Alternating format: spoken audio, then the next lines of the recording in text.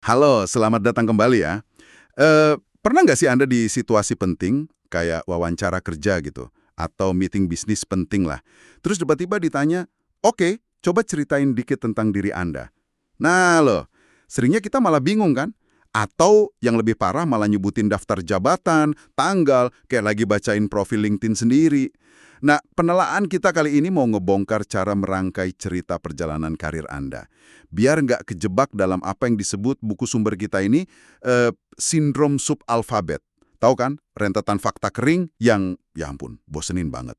Oke, jadi misi kita hari ini adalah ngebahas bab 13 dari buku Unleash the Power of Storytelling, karya Rob Bissenbach. Kita bakal bedah bareng gimana caranya Anda bisa nyusun narasi karir. Yang nggak cuma informatif ya, tapi juga menarik, punya makna, dan ini penting nih, gampang diingat. Kita pengen Anda siap gitu. Siap ngubah jawaban standar jadi cerita yang, wah, memikat. Betul banget, dan ini bukan cuma sekedar trik presentasi loh ya, ini udah jadi kebutuhan dasar di dunia profesional sekarang.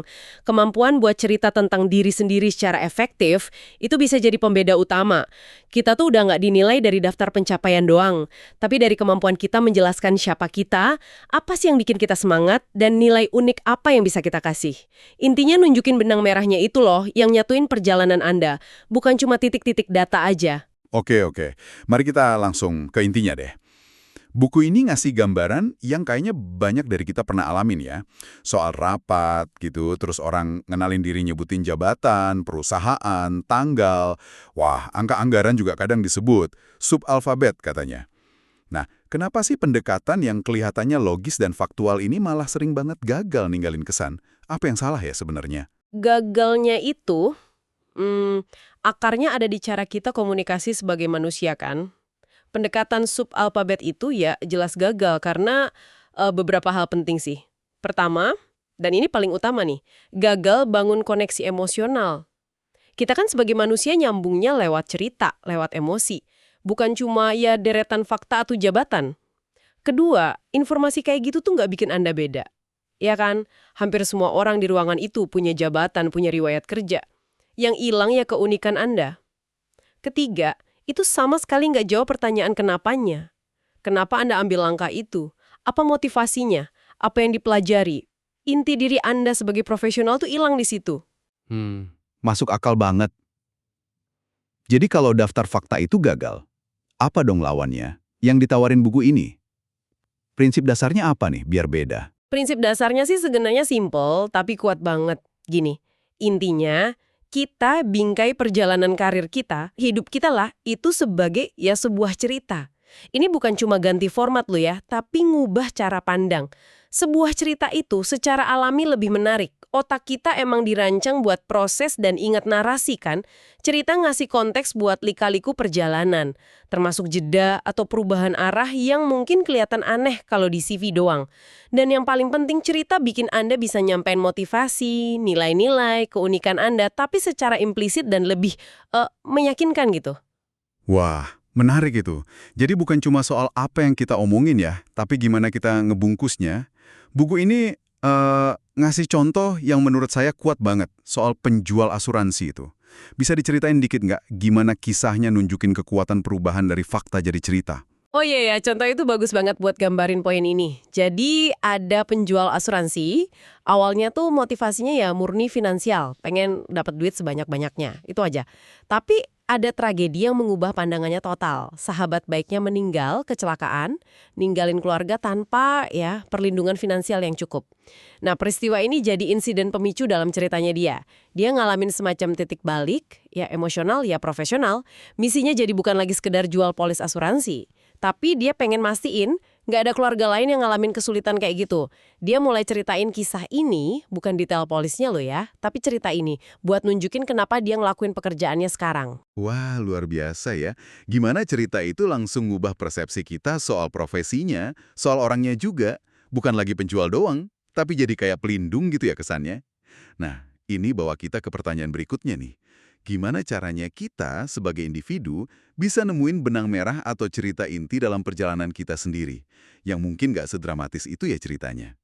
Nah, itu pertanyaan bagus. Buku ini ngutip konsepnya Dory Clark ya, namanya narasi implisit. Intinya tuh kita kayak detektif gitu, nyari tema atau pola yang nyambungin berbagai pengalaman kita. Termasuk pengalaman yang kelihatannya acak atau nggak berhubungan sama sekali. Ini mirip banget sama kutipan terkenalnya Steve Jobs soal connecting the dots itu loh. Cuma bisa dilihat pas kita nengok ke belakang kan. Prosesnya ya dimulai dari refleksi yang mendalam. Dan buku ini ngasih panduan ya buat refleksinya. Bukan cuma, oke, renungkanlah, tapi ada langkah-langkahnya gitu. Betul, ada langkah konkretnya. Jadi langkah pertamanya kita kayak inventarisasi dulu gitu. Bikin daftar momen-momen penting dalam karir dan hidup Anda. Ya kesuksesan besar, tantangan yang berhasil diatasi.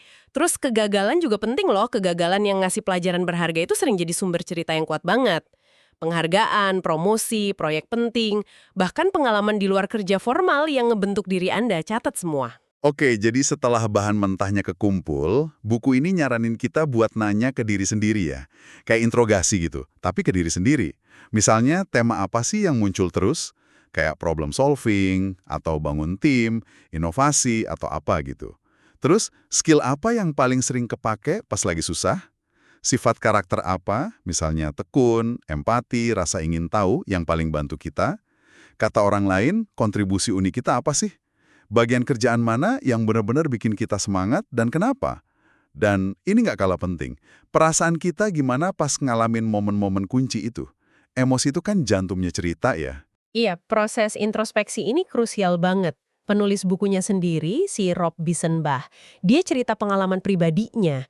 Setelah dia refleksi, dia sadar kalau benang merah hidupnya itu ternyata keinginan untuk tampil atau desire to perform.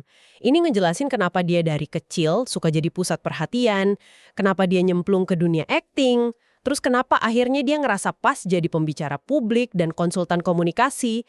Meskipun wujudnya ganti-ganti, dorongan intinya ya itu-itu aja. Nah, nemuin benang merah ini bikin ceritanya jadi nyambung, nggak loncat-loncat. Oke, paham. Soal tema dan nilai inti ini penting banget sebagai fondasi ya.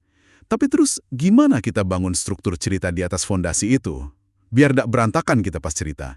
Ada kerangkanya nggak sih yang direkomendasiin buku ini? Ada. Dan ini satu bagian paling praktis menurut saya di bab ini. Buku ini nawarin kerangka cerita 5 bagian. Simple tapi efektif banget.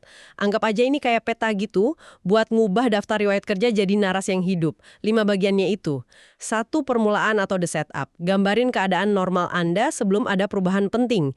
Ini buat bangun konteks awal. 2. Insiden pemicu atau inciting incident. Apa kejadian atau kesadaran yang ganggu keadaan normal itu dan memulai perjalanan Anda. Ini pemicu perubahannya. 3. Titik balik atau turning point. Keputusan atau langkah penting apa yang Anda ambil sebagai respons. Ini nunjukin arah baru. 4. Konflik atau the struggle. Rintangan, tantangan, kesulitan, apa yang dihadapi setelah ambil keputusan itu. Ini bikin cerita seru dan nunjukin pertumbuhan. 5. Akhir resolusi atau the resolution. Gimana akhirnya situasinya, pelajaran apa yang didapat, normal baru apa yang tercapai. Wah, 5 bagian ini kayaknya intuitif ya. Mirip struktur cerita klasik gitu.